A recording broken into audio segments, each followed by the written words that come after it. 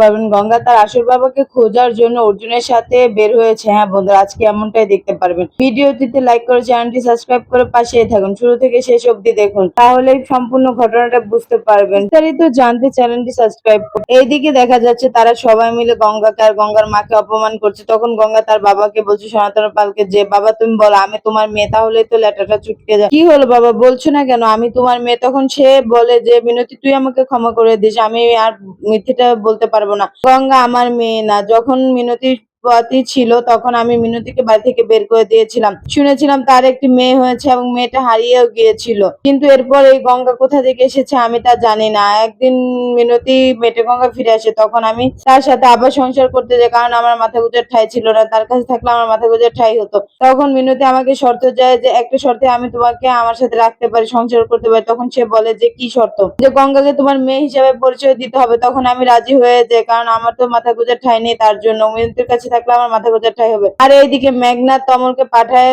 গঙ্গার বাপের বাড়িতে, পাঠিয়ে সেখান থেকে তার বাবাকে সনাতন পালকে ধরে নিয়ে আসে এবং তাকে টাকা দেয়। টাকা দিয়ে বলে যে তুমি সবার সামনে স্বীকার করবে যে গঙ্গা তোমার মেয়ে না। তখন সে বলে টাকা, পুলিশের কাছ থেকে টাকা পেতো ভালোই লাগে, এই বলে সে তার কাছ থেকে টাকা নেয় এবং তার বলা সম্পূর্ণ কথাটি এসে এই বাড়িতে বলে। তখন তো এই বাড়ির সকলে এই কথাটি শুনে অবাক হয়ে যায়। পিয়ালি, অহনা আর সিন্ধুজা, তারা সকলে বলতে থাকে যে এই মেয়েটা এত বড় জোচ্চুর জালিয়াত যে তারা এত বড় কাজ করলো, আর এই মেয়েটা এই বাড়িতে নিশ্চয়ই কোনো শত্রুতামির জন্য ঢুকেছে। এই কথাটা শোনা মাত্রই গঙ্গা মাথা ঘুরে পড়ে যেতে থাকে। তখন পিয়ালি আর অর্জুন গঙ্গাকে ধরে সোফাতে বসান। তখন সনাতন পাল বলতে থাকে অর্জুনের জেঠামশাইয়ের কাছে, আপনি আমাকে মাফ করে দিন, কারণ আমি তো জানেনই ভালো না, আমি নিজের জন্য এতটুকু করেছি, গঙ্গাকে নিজের মেয়ে বলে পরিচয় দিয়েছি। এটা শোনা মাত্রই গঙ্গার পায়ের নিচ থেকে মাটি চলে যায়, কারণ তার দুনিয়াটা খুব ছোট ছিল, তার মা বাবা আর সে।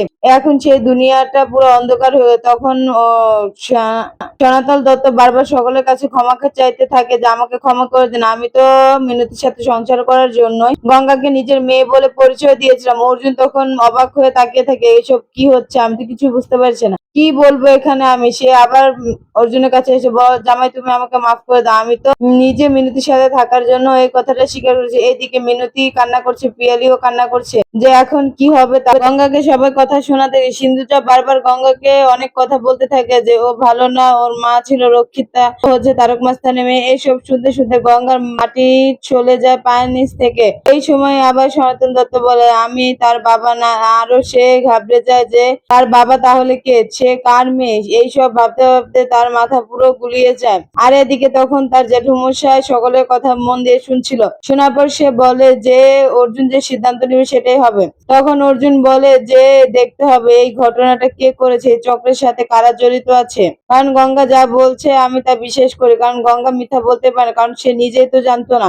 সবকিছু ভাবছিল অর্জুন। আর এদিকে অহনা বারবার সনাতন পালকে বলছে আপনি সবকিছু জানেন, আপনি সবকিছু বলুন। তখন সনাতন পাল বলে, আর এদিকে মিনতি আর পিয়ালি কান্না করতে থাকে, কারণ তাদের বলার মতন করে কিছু নেই। গঙ্গাকে বারবার কথা শোনাচ্ছে অহনা, সিন্ধুজা। তখন গঙ্গাও চুপ করে সবকিছু শুনতে থাকে, কারণ তার কাছে বলার মতন কোনো কিছু নেই। তাকে ফরড, প্রতারক, জোচ্চোর, জালিয়াত এগুলো বলছে, কারণ তার কাছে কোনো কিছু বলার উত্তর নেই, কারণ সে জানেই না সম্পূর্ণ ঘটনাটি। এখন সে আজকে সম্পূর্ণ ঘটনাটি জানতে পারে। তখন মিনতি তার জেঠুমশাইয়ের কাছে হাত জোর করে বলে যে গঙ্গা আমার মেয়ে না, আমি গঙ্গাকে ছোট আমি গঙ্গাকে কুড়িয়ে পেয়েছিলাম। গঙ্গা নদীতে ঘাটের ধারে পড়েছিল ছোট্ট একটা নিষ্পাপ শিশু। আমার মেয়ে যখন হারিয়ে যায় তখন আমি এই গঙ্গাকে পেয়ে এই লোভ আর সামলাতে পারিনি, নিজের মেয়ে মনে করে তাকে কোলে তুলে নিয়েছি। আর কাউকে বলারও সাহস পেইনি যে গঙ্গা আমার মেয়ে না, আমি তাকে নিজের মেয়ের মতন করে মানুষ করেছি।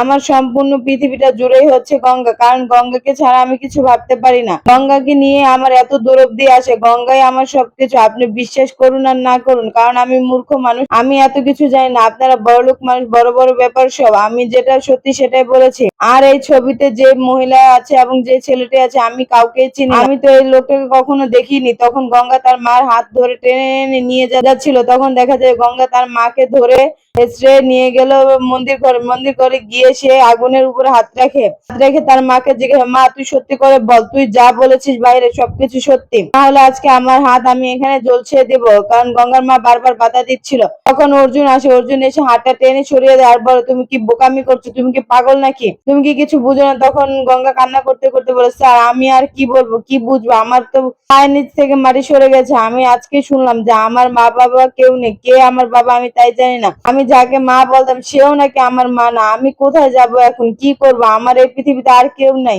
আমি একাই আছি এখানে। আমার তো পুরো দুনিয়াটাই অন্ধকার হয়ে গেছে। আমি কি করবো আপনিই বলুন। তখন অর্জুন বলে, পাগলামি করো না, দাঁড়াও, সবকিছু দেখতেছি, সব সমাধান হয়ে যাবে। গঙ্গা ছুটে পালায় সেখান থেকে। অর্জুন অবাক হয়ে রইলো গঙ্গার চলে যাওয়ার দিকে। তখন সে বলছে, কি এমন হলো ভগবান, কিছুই বুঝতে পারছি না। কিন্তু চুপ থাকারও সময় নেই। গঙ্গা ছুটে ডাইনিং রুমে আসে আর সাথে সাথে রূপালীও পিছ চলে আসে।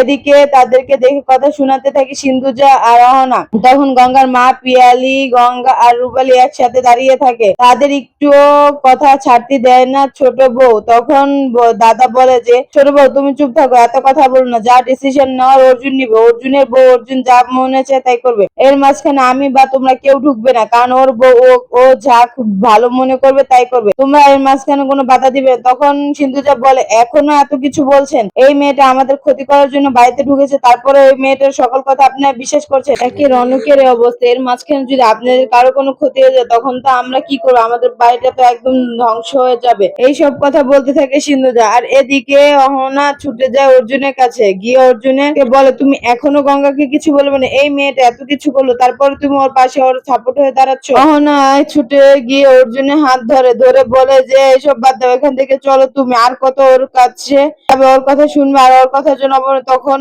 গঙ্গা অর্জুনের কাছে হাত জোর করে বলে যে, আমি জানি না আপনি আমার কথা বিশ্বাস করবেন কি করবেন না, কিন্তু আমি যা বলছি তা সত্যি, কারণ আমি কিছুই জানি না। তখনই অহনা বলতে থাকে, কি সো ক্লাস মেয়ে এটা এখনো অর্জুনের মন জয় করার চেষ্টা করছে, অর্জুনকে নরম জায়গায় আঘাত করছে, কারণ অর্জুনের মন নরম। তার জন্য অর্জুনকে বারবার ইমপ্রেস করার চেষ্টা করছে, ইমোশনাল কথা এসব কিছু বলতে থাকে অহনা। মেঘনা চুপচাপ পাশে দাঁড়িয়ে শুনছিল আর মনে মনে ভাবছে, গঙ্গার কিচ্ছা এবার শেষ হবে হয়তোবা। তখনই গঙ্গা অর্জুনের কাছে গিয়ে বলে যে, স্যার আপনি বিশ্বাস কি করবেন কি করবেন না আমি জানি না, কিন্তু আমি সত্যি কিছু জানি না। তখনই সিন্ধুজার কাছে আসে অহনা। অহনা এসে বলে যে, আন্টি তুমি কিছু বলবে না? এত কিছু হওয়ার পরও কি গঙ্গাকে এই বাড়িতে রাখবে? তখন গঙ্গা আর সামনে অর্জুনের হাত ধরে ফেলে অহনা। এই দেখে গঙ্গা মনে অনেক কষ্ট পায়, সাথে সাথে ঘুরে যায় এবং বলে যে, মনে হয় স্যার আমার কথা বিশ্বাস করবে না। দেখা যায় অর্জুন অহনা হাতটি সরিয়ে দেয়, সরিয়ে দিয়ে বলে গঙ্গার কাছে যায়, গিয়ে গঙ্গাকে ধরে সামনের দিকে নিয়ে আসে এবং বলে যে, আমি তোমার কথা বিশ্বাস করি, তুমি কান্না করো না। তখন চোখের জলটি মুছে দেয় অর্জুন। এই ভেবে তো গঙ্গা মনে খুশি হয় যে, এই লোকটা এখনো আমার কথা বিশ্বাস করছে, আমার পাশে দাঁড়াচ্ছে, আমাকে সাপোর্ট করছে সব দিক থেকে, কারণ এই লোকটা আমাকে অনেক বিশ্বাস করে। তখনই দেখা যায় গঙ্গা বলে যে, উনি মানুষ না, উনি হচ্ছে ভগবান, আমাকে ভগবানের মতো সকল বিপদ থেকে আগলে রাখে। তখন সিন্ধুজা অবাক হয়ে যায় অর্জুনের কথা শুনে, কারণ অর্জুন বলে যে, এই পর্যন্ত এটার তদন্ত করা না হবে, সবকিছু সমস্ত ঘটনার সামনে না আসবে, এই পর্যন্ত গঙ্গা এই বাড়িতেই থাকবে, কেউ ওকে কিছু বলবে না, এই বাড়ি থেকে বের করতে হবে। তখন জেঠমশাই বলে যে, অর্জুন যেটা বলেছে সেটাই হবে, কারণ অর্জুন হচ্ছে গঙ্গার স্বামী, ও যা বলবে তাই হবে, আর কোনো কথা নেই। তখন জেঠমশাই বলে, রূপালী গঙ্গাকে নিয়ে ঘরে যাও। তখন রূপালী আসে গঙ্গার কাছে আর বলে, এখানে দাঁড়িয়ে সকালে ফালতু কথা তোমার শুনতে হবে না, এইসব কথা শোনার কোনো দরকার নেই তোমার, কারণ দাদাভাই তোমাকে বিশ্বাস করে, এটাই সবচেয়ে বড় কথা। দাদাভাই এর সমস্ত ঘটনার রহস্য খুঁজে বের করবে।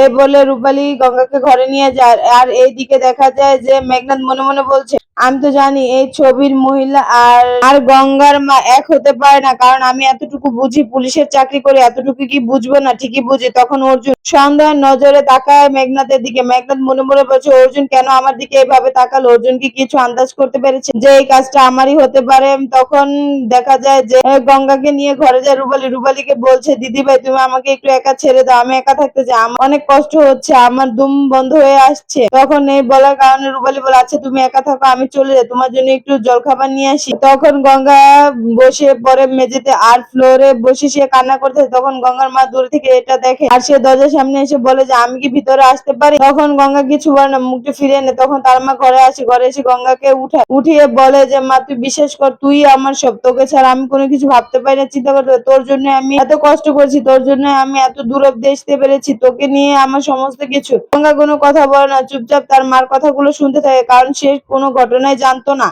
হঠাৎ করে এই ঘটনাগুলো শুনে স্তব্ধ হয়ে যায় এবং বলার মতন কোনো কথা থাকে না। শুধু সে চিন্তা করে, আমার কেউ নেই, আমি একা, আমি কুড়িয়ে পাওয়া মেয়ে। এই সমস্ত কথাগুলি গঙ্গা ভাবতে থাকে যে সে একা, তার কেউ নেই। ভিডিওটি ভালো লাগলে লাইক করে চ্যানেলটি সাবস্ক্রাইব করে পাশেই থাকুন।